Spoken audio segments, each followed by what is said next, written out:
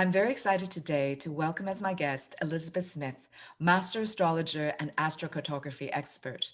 She has more than 40 years in this field, as well as in the practices of Cheng Tai Chi, Taoan Chinese yoga, Eight Treasures Standing Form, and Elixir Light Qigong, which have helped her harmonize universal and earth energies that inform her wisdom-centered work, invoking clarity and healing for clients and students around the globe. Welcome, Elizabeth. How are you? I'm very well, Stephanie. Thank you so much for having me. I am very honored to be here.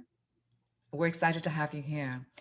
And before we even begin, even though a lot of people are familiar with astrology, I really would like to hear from you. What is astrology for you? Astrology for me is the root or the base of all the great religious and spiritual traditions of the world. Um, I was a very curious young woman, and I delved rather deeply for years at a time into several of the world's major traditions. And at a certain point in my journey, I discovered that there was certain factors that tied them together. There were common ground uh, issues that ran through all of them. And what I realized is that it came from originally, I believe that people, the first cosmology in the world, I believe, was people looking at the sky, looking around, seeing their relationship to the earth and what that was all about. But then at some point, they turned to the sky and they began to relate. And we see astrology in cultures from everywhere. But what fascinated me is that I realized that the shape of the natal chart, which is essentially a round circle with two cross members pointing to the cardinal directions. And That's the birth chart for people who may not know. yes, Mhm. the natal or birth chart, it's a map of the sky at the moment that you took your first breath from the perspective of where you were born, looking up at the sky. What I realized is that when I looked at uh, the great symbols of religious traditions around the world, I saw that same picture of a round circle with two cross members in it. I saw it in the North American medicine wheel. I saw it in the Jewish Star of David. I saw it in the Celtic cross of Christianity, which was the eldest form of the cross in Europe.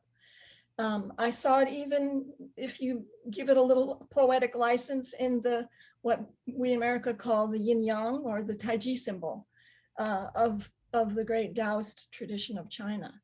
And I began to realize that perhaps everything had come from this original conversation with the sky. So for me, astrology is more than just this set of data and, these celestial bodies up there and we're connected. It's kind of the basis for our awakening to something beyond our mammalian nature, you could say. Interesting. Exactly. And since time immemorial, that's what we did. We looked up at the sky and Mhm. we wondered about our existence.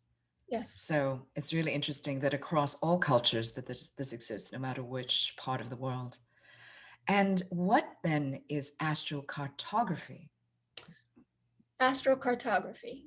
It's it's the great contribution to the astrological lexicon of the Aquarian age, meaning we have this great body of knowledge called astrology that's managed to survive countless challenges and millennia of time and cross-cultural journeys, and it's still with us in various forms in different parts of the world.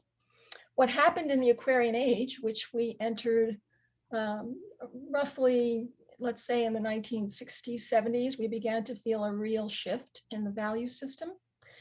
And there's, just for people who aren't aware, an astrological age lasts about 2150 years. It's a celestial phenomena, things shift, and then the whole cultural paradigm for the whole planet begins to take on the qualities of a whole other sign. So we have the rare experience in our time of being born into that shift, into that time of change. And what happened is that as things began to shift from the age of Pisces, which was a slower and much more, you could say, contemplative time of development. That's why these great religions and meditations and things like that, we still have, that came about in that time. What happened when things shifted into Aquarius in our lifetime, is Aquarius and Uranus, the planet that rule it, they rule technology and they rule speed. It's a very fast moving energy. And so people began to be mobile, more than just the very wealthy or the enslaved, got to cross country borders. And as that happened, I believe the way that I see these things is that nature gave us this new tool. It says, well, you're going to be mobile now. You're going to be getting around. So maybe you need a little, a little education, a way to choose places or to get some information when you move out of your culture or out of your comfort zone, so that you can understand the new call you'll get to, rise to a new occasion. And so this gentleman, Jim Lewis, who was the founder of astrocartography, he was a computer whiz and an astrological master. And he found a way to do what used to take an astrologer months to do, which is to draw up a map of the world. Looks just like any global map, but it's got, due to the computer program, he was able to speed that process up. And we can now go online or on our own software and pull up a map that looks like any map of the world, but it's got lots of lines on it. And it has information too that's not visually available, that you can find in various ways, depending on the program you're using, that show amazing detail, the equivalent of what your life would have been like if you had been born anywhere in the world, astrologically speaking. So as I said, it took an astrologer months to draw up one of these maps. And so it wasn't a very popular form of astrology, at least as For far as sure. we know. Mm-hmm. But now, we can do this thing, and it's the same speed as, the whole Aquarian age. It happens in the blink of an eye. And so we've transcended the lag of both time and space in astrology, the way that we've been doing in the world in general.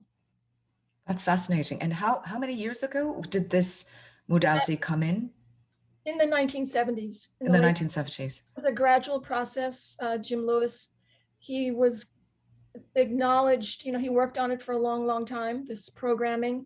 And he was acknowledged with all kinds of awards from the global astrological community for the breakthrough that he made. So it's only been around for 50 years ish. In the form that we know it, using a computer program, yes. Right, right. And it's interesting, we actually had a discussion about this, that, as with any modality, it also takes practice, right? The practitioner of it has to go, okay, here's the set of so, the kind of the rules of the game, and then how it actually applies and how it works out in its interpretations is something that only experience can really tell. And you've had many years of that. Yeah, well, I, like all beginners, went in, it may have to do with the way things get advertised in our culture to get our attention. I went in thinking, oh, I'm going to find the spot that is to my personal preference, made to order. And that's the way most people come into astrocartography. And for some people, it's actually doable. It all depends on what was going on in the sky the moment you were born. And some people are born into great good fortune just due to the luck of the draw, when and where they were born. But for most, there's a lot more complexity. And we have to work with what we find in certain places. And the reality is that there are both what the ancients called benefic planets and malefic planets, although that's merging in my mind, at least, Mm-hmm. as duality breaks down elsewhere on our planet and in our consciousness. I have come to see the goodness in the dark experiences and the dark planets that bring them on. And I've come to see the not so goodness in some of the planets that are renowned for making life easy and wonderful. And I could give you examples if we wanted to get into it. And also I've come to see that each individual planet has both a dark and a light side. And that very much unfolds in relationship to our own consciousness. which is a thing that has really come to fascinate me. And what I try to share with my clients is the fact that you are one of the factors shaping how this unfolds, because we've inherited, at least in the West, we've inherited a tradition of astrology, and there's an old tinge of fear that comes with it, that it's shaping my destiny. And I don't know if I want to find out about certain things in my future, as though it were written in stone already. And that's the way I assumed, as a young American doing this, coming into it. And what I've realized is that these planets are our teachers. And like I said, the line between good and not so helpful has really blurred for me, because I've come to see with time, also being a mature person, how much I've evolved because of the difficulties in my life that are very specific to certain planetary influences, archetypal influences. So to me, that modern saying, it's all good, it's true. Astrologically, Mm-hmm. it's very true. And I try to pass on to people the idea that we don't need to fear the more challenging influences in astrology. They're actually all our friends. Absolutely. And it's so interesting. I think more and more people are coming to that realization at this time, in this era, after what's happened last year. And we are in an era of really understanding polarity, not as good and bad, but simply as polarity. And that polarity exists on this plane for reason, for evolution, essentially. I love what you said earlier about understanding that the malefic and benefic sides of planets both exist, as all of that exists within ourselves and everything around us. And coming to this awareness is very expansive. I wanted to go a little bit deeper into what you said earlier about how people use astrology, because when I first learned about astrocartography as well, it was more like, ooh, this is really cool. There are certain places that are just naturally more conducive for my success, or more conducive to my finding love, or more conducive to whatever specific things. And people absolutely forget that they are such a factor. They are the key factor in anything in their lives. With astrocartography specifically, then, what do you recommend, or how do you recommend someone best utilize it? Can you give some examples?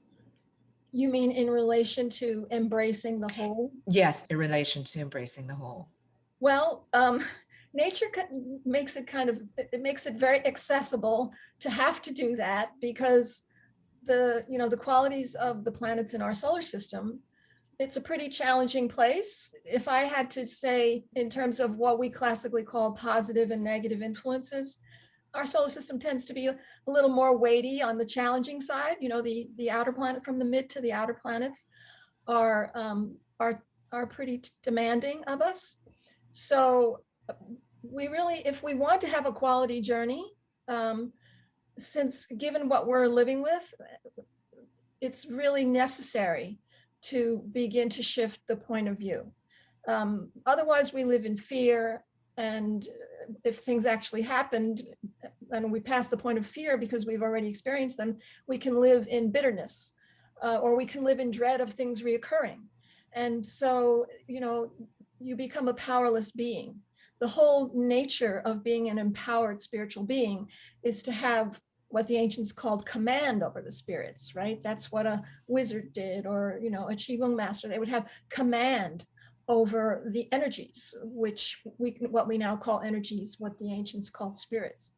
And what they found in their journey, as all spiritual seekers find if you go far enough in your journey, is that the spirits, let's say, that the energies from these planets in particular that we interact with so closely, they actually have a sense of humor. They delight in us overcoming our fear of them. And I say this with all due respect, knowing that this intelligence hears every word I say. So I say it with complete humility and appreciation.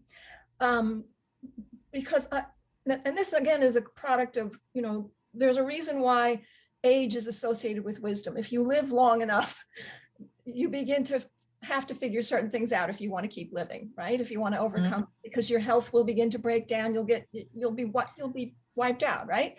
You have to get your mind right in order to continue, unless you're just really lucky and got great genes and stay bitter until you're 110, which does happen to some, but for most of us, you have to get your mind together because your thoughts are affecting your body.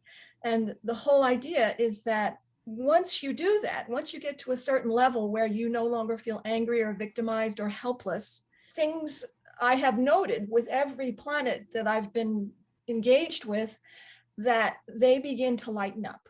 So, where maybe when you're young and your own, say, if you're affected by Mars, maybe when you're young, you're mugged, or you have some, hostile encounters with people or with fate.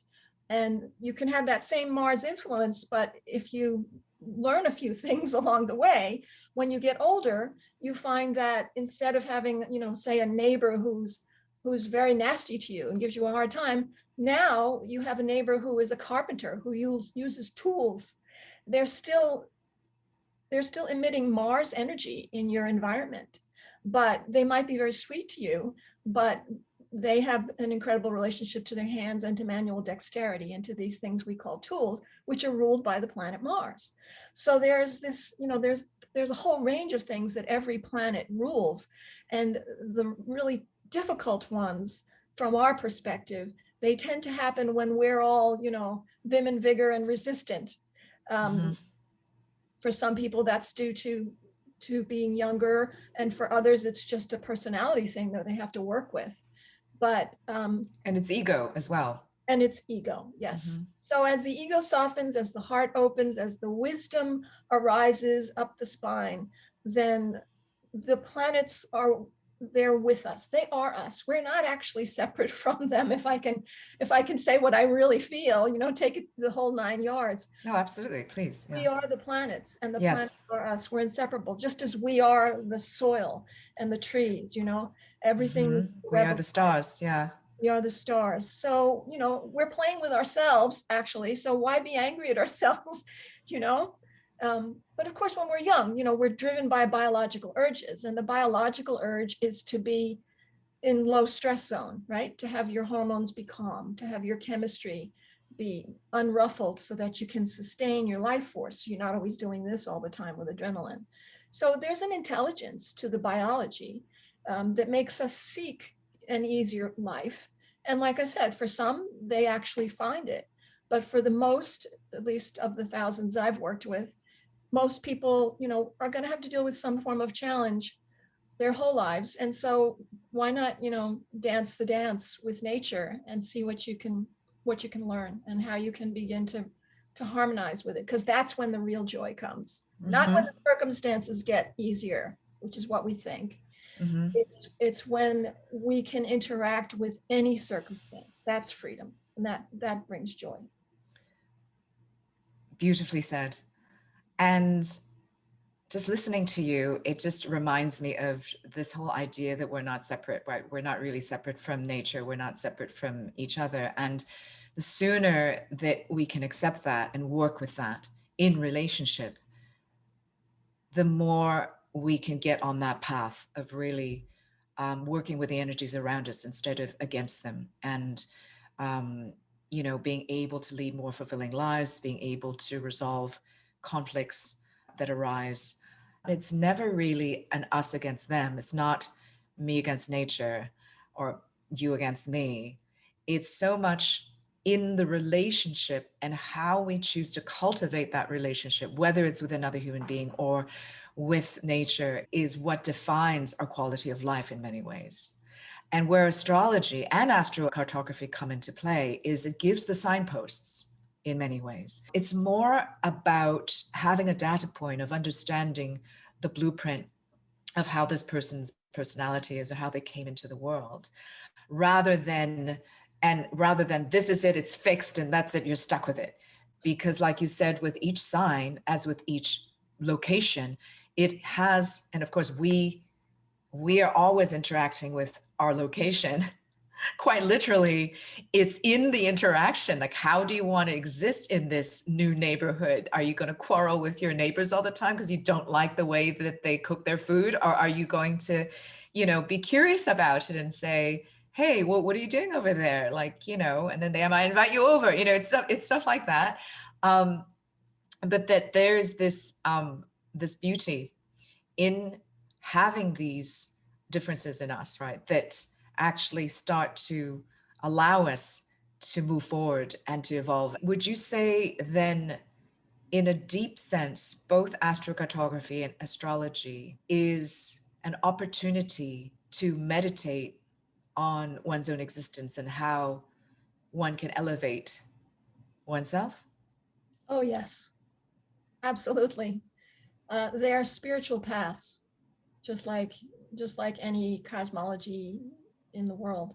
There's a common theme that I discovered in many traditions, what I called the three-stage journey. In the beginning, one is victimized by the outside world, like as a child, right? We come in as a child, and it appears in our consciousness that things happen to us, and we perceive and we make our assessments of life based on things happening to us. Then if we're fortunate and we get to a middle stage where we begin to realize that we have some influence over what happens to us, and that's the beginning of spiritual awakening, that I am a conscious being and I am affecting my environment, including the way people treat me or how much money I'm attracting or where I'm winding up. So we move into a more responsible position in the second stage. And in the third stage, if we're very lucky, if we get to that in one lifetime, we begin to, instead of, in the second stage, the outside world and the inside world begin to have a conversation. And you realize, oh, if I have certain thoughts, my body does this. Or, if I feel sorry for myself, my luck gets worse. You begin to have a conversation with the phenomenal world in the second stage. It's the beginning of awakening. In the third stage, what victimized you from the outside in the first stage and what you had a conversation with in the second stage, you begin to take command over. And that's spiritual enlightenment. It takes many forms depending on what culture and which of your energy fields are awakened most fully, what we call in Qigong, the dantians, the elixir fields. But what happens is that rather than the outside creating the inside as it did in the beginning, the inside begins to shape the outside. The modern term for it, it's alchemy. And we've heard of it in this thing called the law of attraction. Unfortunately, a lot of our initial initiation into that information in this culture didn't understand that there's a lot of humility that one must cultivate in order to gain that power of manifestation. You have to be worthy of it.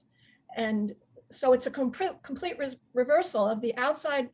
What in astrology, we say that in the beginning, the spirits command us, but in the end, we command the spirits as nature intended. It's not an ego thing. If you try to do it with your ego, as many people discovered with the right, law. It's not a conquering thing. Yeah, it's not a conquering, right, and it's domineering not thing. I have to become the vessel of the very Right. intelligence of nature that awakens, with that a human being has the capacity to embody. If I'm not that, then I can't manifest in the outside world. But if I can be that, even for a moment, if my consciousness can rise to that level of frequency, I become one with the planetary energies, you could call them, or the nature spirits, whatever your language is. The chi, right? Chi, that's the best word, I think, because it's so encompassing. We become one with the chi. We are the chi, and then our intention is the intention of the chi and nature. So it's a flow that begins to happen. So that's why that's the threefold journey in astrology. Is you start off, when you get to astrology and you recognize yourself and you say, oh my gosh, all this stuff is happening to me because of this planet and this sign, and you feel kind of powerless, right? That's the beginning of your humility. And then you begin to interact with the chart and try to get yourself straight with these energies and learn about them and understand that you can get a download from a hostile, planet, and you can be hostile, or you can be very powerful and And disciplined, integrate that, right? integrate it, and use it in a productive way, right? And then in Mhm. the end, it's been said, one of my Qigong teachers, a very elder man from China who knew his stuff, 46th generation person, he said that when a person is a total spiritual master, they transcend the astrological influences completely, because the Yes, planets are yes, natural deities, right? They absolutely. they're not the end all be all of the No. pure divine. They still exist in forms. Those forms are much more energetically powerful than ours are in human form. A planet certainly is. So they have this dominant relationship with us potentially. But humans have this capacity for raising their consciousness, and so we can actually overcome being dominated by the natural deities. That's the potential. Because we are consciousness. It's a Yes. part of us and we are part of it. And that's beautiful. It's true. Most people don't know that. We say that even in Chinese, in the Chinese tradition of astrology as well. I mean, it's not something that's talked about as much, but I do think it's so important in this era, in this time, is that understand that it is so important to understand that the authority lies within us. Yes. We have sacred sovereignty over our lives and how things are in our experience of it. Instead of disempowering ourselves and giving it up to something else, somebody else to tell you what to do, whatever. And, we're actually witnessing this real time now in the world in terms of how it's outpictured in society and everything that the world is going through. And that's not a coincidence. It's really, we're in this stage of awakening with humanity, where we're really understanding this. And it's Well, it's exciting, actually. And it's essential, right? Given Yes, it what's is essential. happening on a physical plane, it's this or we have to leave the planet. Yeah, and that we're not bounded, because with everything you can have exactly have the highest expression of it or the lowest expression of it. Yeah, it's something to think about. You brought up Qigong, and I think it's so beautiful because these are two modalities that you've, between astrology, astrocartography, Qigong, and Tai Chi, you've been practitioners of both for many, many years. What drew you initially to Qigong, and how would you relate that to astrology and astrocartography? Well, I was drawn to both the stars and energy cultivation very early on in my uh, 17th, 18th year of life. Um, and what drew me to my first form of Qigong was Tai Chi Chuan. And what drew me was seeing a friend from China do this incredibly beautiful form in his living room. And I had absolutely no relationship to it. I'd never heard of such a thing. I think most people um, in my cultural environment had never at that point.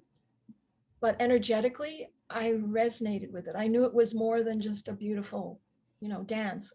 I knew it was powerful. And he was very gifted with it. And so I was very fortunate.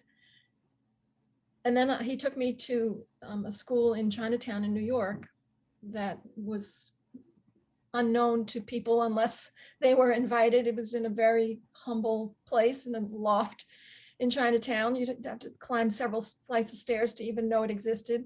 And I met his teacher, and I watched what people were doing. And it was just the most magical thing, the most magical environment I had ever encountered. I felt like, oh, this is what humans are supposed to be like. There was so much natural elegance and silence and beauty and joy in the room with all of these people doing this beautiful stuff. And I just had to learn it. I just had to learn it.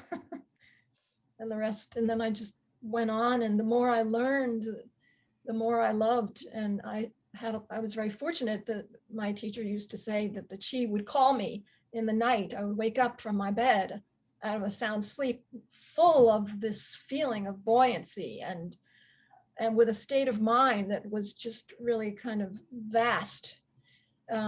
And I was so young and innocent, you know, that these things came easily. I hadn't gotten off the trail very far. I was so young that these things came to me. And then I knew, you know, this is something I have to do the rest of my life. And what are the common threads you can draw between Qigong and astrology and astrocartography? How did those connect for you? You could almost say that, well, they're both explanatory of the operation of the intelligence of nature, of this thing we're calling qi, you know? Mm-hmm. One is visible and mobile, and we can feel it in the body in the physical sense. And then the other is, well, informational and archetypal, and we see it above us. You know, I love the Taoist image of in feng shui, and forgive my terrible Chinese accent. No, no, no. It's fine. The whole idea of, you know, the three treasures of heaven, earth, and human. And so Mm-hmm. astrology is heaven feng shui. It's the luck that we receive from heaven, how we're affected from above in our quality of life. And then the earth feng shui is what's going on around us. What, you know, what do we eat? Who do we hang out with? What kind of environment are we in? How is the quality of the air, etc. And then there's the human feng shui, which we've been talking about, our interaction. And to me, astrology obviously is heavenly, but it embodies and comes down and connects with the earth through its manifestation in human life, all these planetary higher archetypes. And Qigong is taking the energy of earth and drawing down that energy from heaven, bringing them together in the body. And when they come together and harmonize, and if we can keep our attention on them rather than having it dissipate out through a very busy mind, then that energy begins to grow and get stronger. And we become, you know, a supernatural being over time, if we're very, very fortunate. That's a rare thing these days. So to me, it's all one. It's just, you know, which direction are you looking? Are you looking up? Are you looking in? Are you looking down at Mother Earth? Mm-hmm. But it's different. It's different. It's not, I was going to say different languages, but they're not even different languages. They're maybe different accents in different regions of the same language. That is the first time I actually heard someone describe, you know, what we call 天地人, the three heavens, humans, and the earth together, the way that you did about Qigong and astrology. So thank you. That was amazing.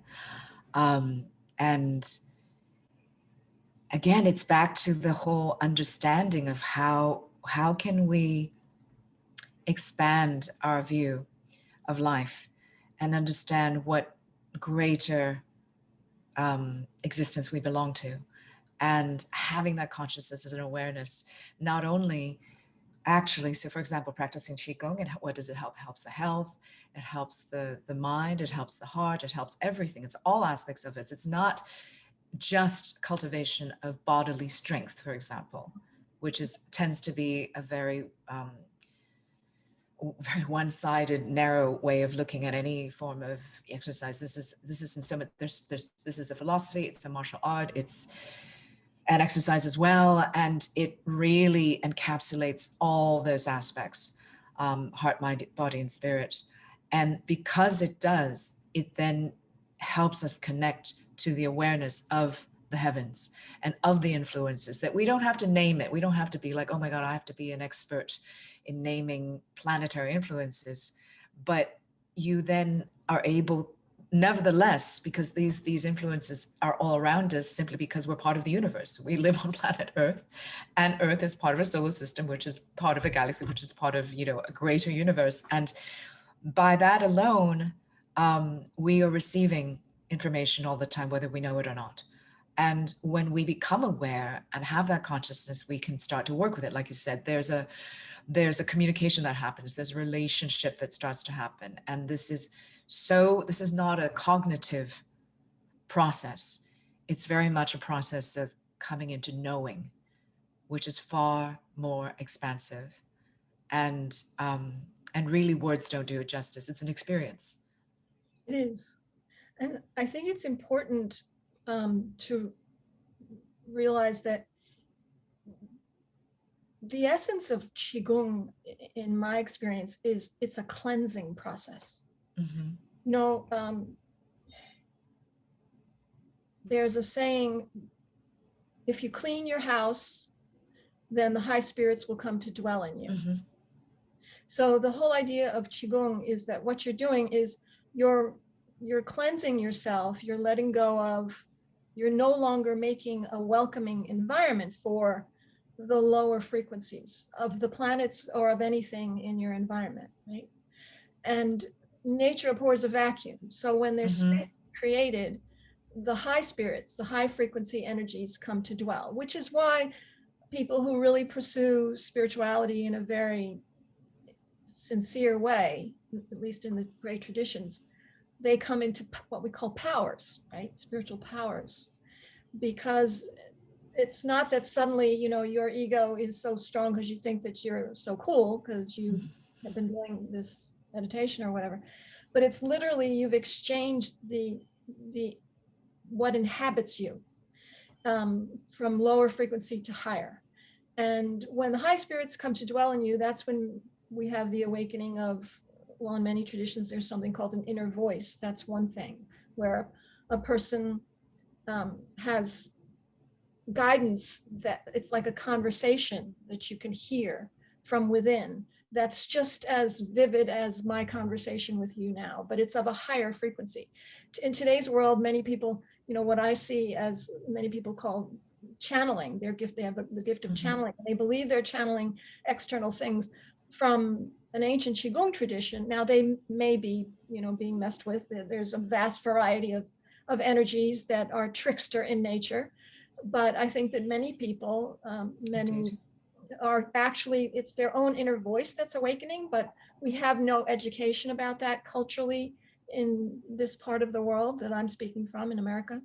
And so we assume, oh, this has to be an outside entity that wants to speak through me. And there's this disconnect that occurs when in fact it's the high spirits that have come naturally to dwell in a person because they were ready and worthy of being a guide for others.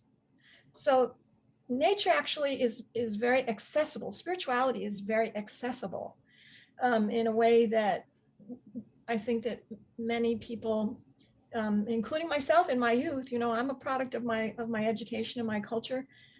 We think to have external, we think it's that we have to externalize anything that's magical or feels really transcendent in nature, when in fact it's our own human potential waking up. Mm-hmm. You know, so Very good point. it's real simple, really. Mm-hmm. It's I read once, I've never done it, but I have read that when people walk on like the Pacific Coast Trail or the Appalachian Trail, where they get out for months and they walk, if they do it alone, that it only takes a short while for people's minds to begin to stop in terms of discursive thoughts, and they become completely present because they get so used to observing their environment because they're out there in the wilderness alone and there's no external stimuli.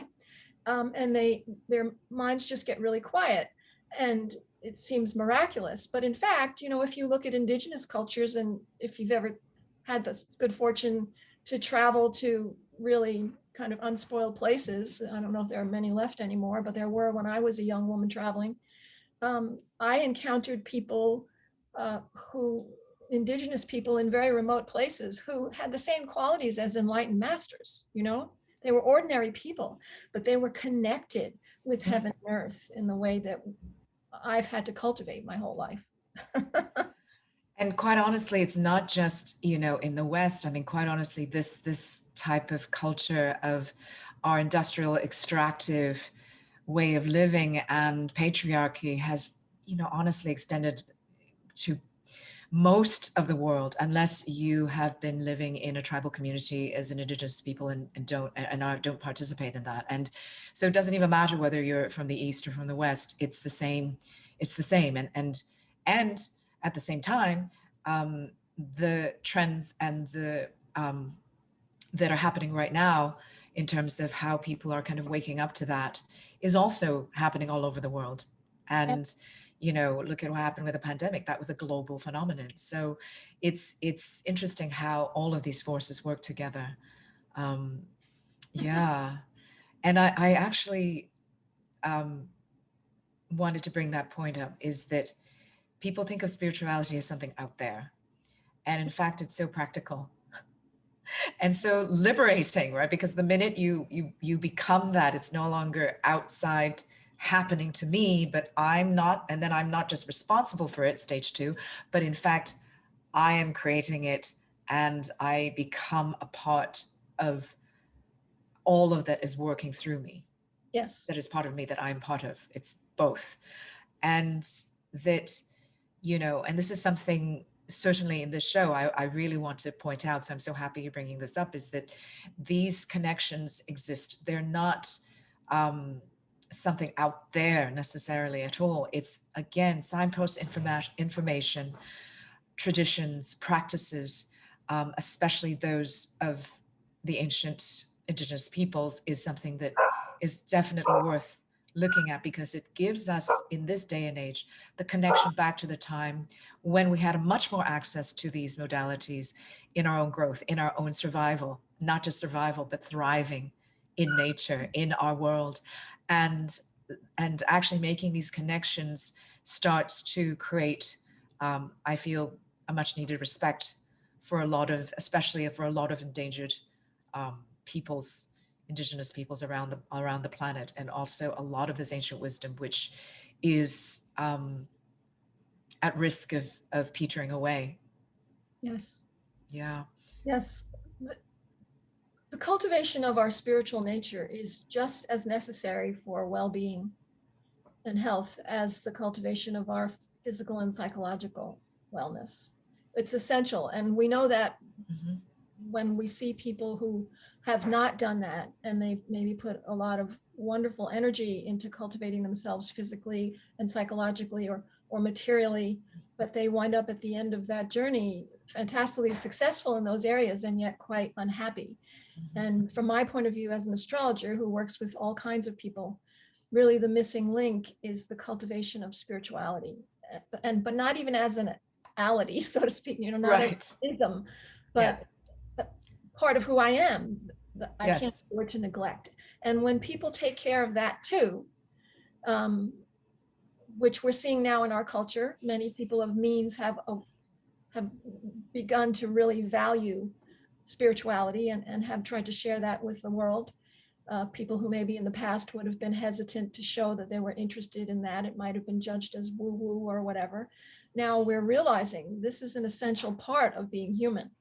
And when we don't take care of it and feed it on a daily basis, it's like not feeding yourself with physical food. You begin to Mm-hmm. be depleted. So it behooves all of us to find out who we are on a deeper level, as well as take care of our physical and psychological survival. Absolutely. There's one thing I did want to bring up, that I wanted to bring up, which is worthiness. And, we talked earlier in this interview, and then also just now, I mean, not just now, but like 5 minutes ago. And I just wanted to clarify for people, we are all worthy in the sense that we are all deserving of life, of all of it.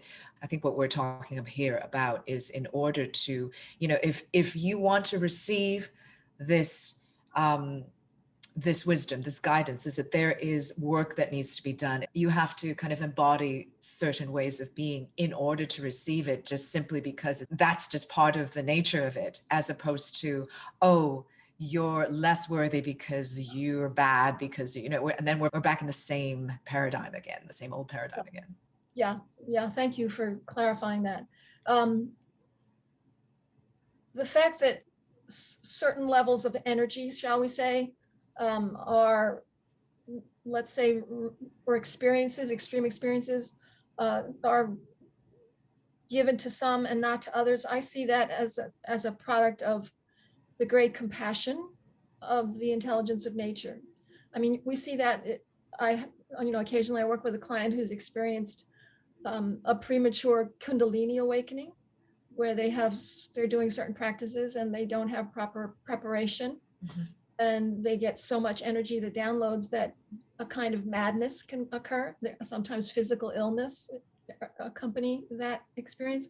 So to me, nature is, rather than saying you're not getting this because you're not worthy, it's more like you need to be protected because It's true. your vessel is not properly prepared. Which is why, if we do look at traditional cultures and indigenous cultures, indigenous, um, all the different traditions, we see usually enormous preparatory periods are part of the path, and they have all different nature depending on the culture, and every culture has its own sense of humor and its own style of expressing itself. So, they take very different formats, but a true teacher in the traditional sense will always make sure that the student can handle this very high frequency energy out of love, not out of punishment or judgment. Absolutely. I mean, I can tell you honestly, in my own personal experience, it's easy to get impatient because it's like, well, why isn't this happening? How come I've been working on this for so long? And the truth of it is, I actually need that, whatever the download that's given to me. If I'm trying to create a new project, if I'm trying to, I actually need to slow it down a lot of times because I need to integrate what was already given to me first. In our minds, we tend to think, yeah, but we just did that. We just had the meeting, we just had the thing, I just had the experience, or I just had the illness and I'm fine. And in fact, there's more happening, and to really develop a sense of trust in that as well, because you're absolutely right. Putting it in terms of compassion and teaching is beautiful, because sometimes it's actually not conducive to anything constructive if we're given 100% of the information all at once. It's just not. We need the time to integrate. We need the time to really embody that before we're ready for the next stage. And within that, there's great humility as well, right? And understanding and reminder of that, which is important on this journey. And in terms of trust as well, because in the whole process that you've been describing, there part and parcel of that is this development of trust. Yes, which is essential, which is in our culture one of the hardest things to come by, because the culture is full of challenges to our personal survival, right? There's a kind of a predatory quality when people become really obsessed with pure physical survival and personal gain, and feel that they need to accumulate more stuff. That's what the environmental crisis came out of. And it doesn't work out. But trust, every culture talks about the importance of innocence. If you want to open the spirit, what I see now is, we're kind of in a time where the mind wants to be in charge, right? The mind wants to be the master of the self, and very much the mainstream culture anyway encourages that. But the mind is like, putting the mind in charge of our lives is like putting, the high school sophomore in charge of the school. It doesn't have the broad spectrum of knowledge and experience and self-discipline, self-understanding, self-awareness to have that kind of power and use it wisely. The spirit needs to be the master of the body. And the only way that happens is if there's a certain level of humility and trust, not for anybody, not for any authority that says, oh, I'm a spiritual teacher, listen to me. You have to cultivate discernment for sure. That's a huge part of the spiritual path, as many people learn. But ultimately, once you find a trustworthy source of wisdom, then discerning trust, not here I am, do what you want, that can get that can get blown out of proportion. We see that Right. in cultures where there's worship of other humans in the name of spiritual progress. I don't condone that. Hmm. Um, and I think that, you know, that can be a dangerous path, can actually drive you backwards into less spiritual awakening. But to really trust, which maybe is why, you know, for me, what came full circle is that to go back to one of your earlier questions, and maybe the core question is for me why astrology and qigong, is that I found that for me the thing that I can trust most easily and readily and relaxedly is nature itself, the intelligence of nature itself, rather than any one path or ism, or certainly any human interpretation of nature's intelligence. I need to go to the source.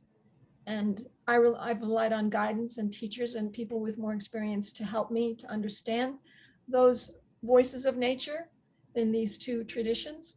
But the older I get, the more direct and simple my guidance is from the whole, the whole, the whole, the big picture. Oh my God, exactly, exactly. I also, I'm curious, I have a question for you.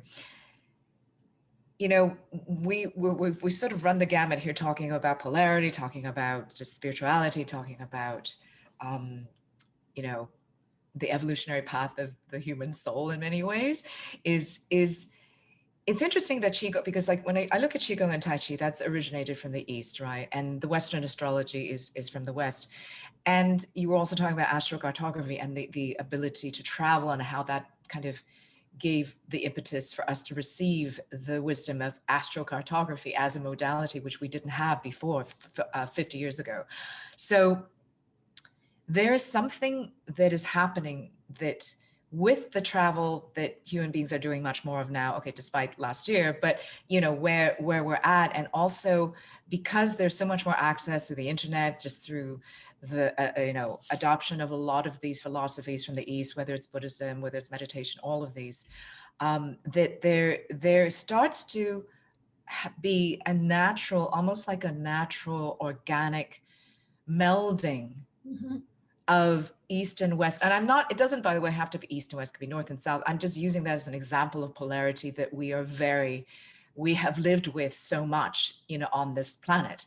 And um, how that's actually coming into play, as in one is affecting the other. And with, of course, with globalization as well, and all of that, you know, whether it's positive or negative, it's there's that melding and coming together. And in that, actually, as well, gives us the opportunity to integrate these concepts, ideas, and I don't even know how to describe it. It's these energies that are Mhm. coming through that actually make the whole more comprehensible. It actually helps us appreciate the wholeness of what this experience is, coming from both sides. I don't know if that was totally confusing for you, but I know. You're speaking my language, baby. There's a breakdown of duality that appears to be right, occurring. And exactly. I've made the same observation that you have, that not only the merging of cultures, right? Like Hmm. Eastern religions coming to the West, Western technology and materialism going to the East, but other things too, like the duality of young and old, right? Hmm. Yes. Now young people have a whole lot more authority and in the family, for instance, than they used to. Um, Hmm. and older people have more mobility and more opportunities to be active and have fun. We see even the merging, this is the one that blows my mind, the merging of the seasons. Is summer Yes. summer anymore? Is winter really winter anymore? And I know there's this dreadful thing happening called climate change, but I also think there's a component to this that is very much mirroring what's going on in human culture of the merging of Yes. opposites. And Yes. even day and night, you know, that now people are active 24/7, as we say. It brings me comfort. I don't know, Hmm. because I really do think that despite the fact that I know humans are doing some really horrific things right now to themselves and to the natural world by being out of harmony with certain principles. I do believe that there is some beautiful, completely new paradigm that is going to come out of this merging that you're describing.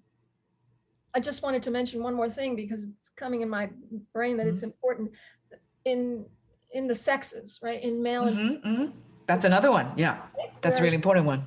We're merging our roles in society or in the home or in the family. And that may be the only way to end the war of the sexes and the suppression of, The feminine. Of the feminine, the yin over the yang, is to bring them together. In terms of where we're heading as humanity,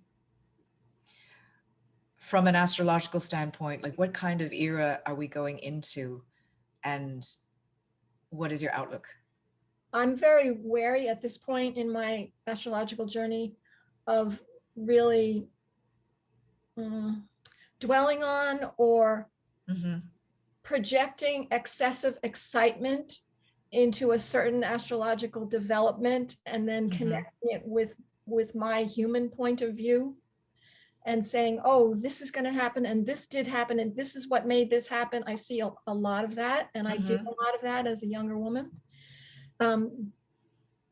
First of all, there are so many transits and astrological cycles happening all at once, and there's different ones depending on which cultural view of astrology you take. So it's all relative, is what I've learned, and it can get kind of sensational, and we can really feed off of it in terms of what's happening astrologically, and that to me is counterproductive from the higher purpose of astrology, which is really to calm people, not to confirm their worst fears. It doesn't serve, you're saying. That doesn't serve. Yeah. We hold on to it, and then we're either frightened by it or we're looking for it. And then if it's negative, then we're feeding it with our attention. We're actually growing it, with our attention. We're going back to the original starting point of this interview, which is that each of us is the determinant in the future that we want to create. And that the minute we really start to, because like you said, with enough experience and perspective, you just realize we are going around and around. And after a while, you're like, wait, let me just liberate myself from this cycle. Whatever we create every day, that is the experience we are creating for ourselves.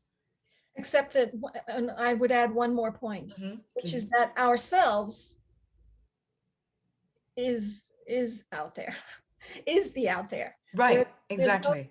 When I say myself, if I say myself and I'm thinking of, Elizabeth, this person who lives in this body and has this will and these ideas of what she wants and doesn't want, then I'm cutting myself off from the whole, and the power to manifest or to have any defining influence over the future is significantly reduced. But if I'm speaking from myself as the great self of all of nature, and not just earthly nature, but universal nature, to include all consciousness, then I'm not separate, and then I am creating my own destiny. Because it's like it's there's the whole, no outside. There's no outside, basically. Right. The Buddha said, "Thou art that." Right. I am everything. Everything. Ultimately. Right. Now that's an absolute truth, which most of us are not conscious of a lot of the time, but it's something to shoot for. Yes. I'm optimistic. How can someone find you? Is the best place to go to elizabethsmithastro.com? Yes, that's my website.